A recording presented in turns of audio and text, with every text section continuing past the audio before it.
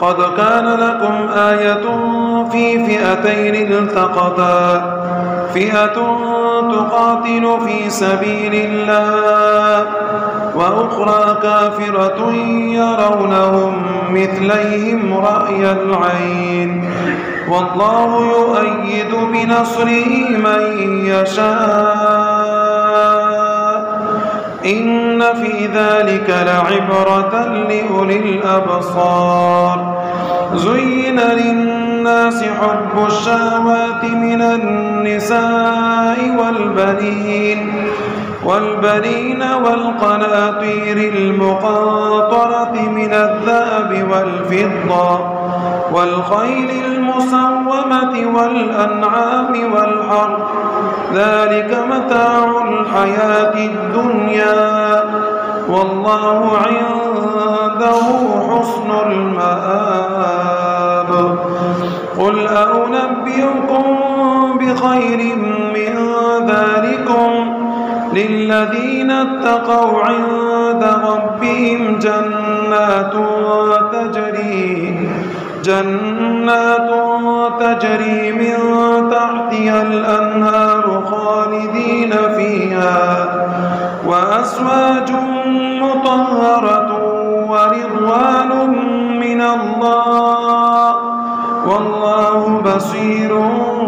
بالعباد الذين يقولون ربنا إننا آمنا فاغفر لنا ذنوبنا وقنا عذاب النار الصابرين والصادقين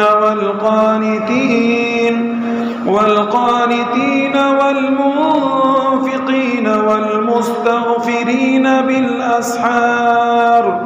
شهد الله أنه لا إله إلا هو والملائكة وأولو العلم قائما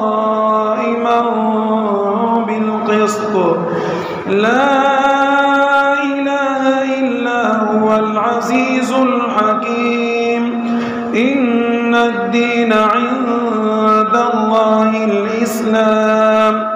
وما اختلف الذين أوتوا الكتاب إلا من بعد ما جاءهم العلم بغيا بينهم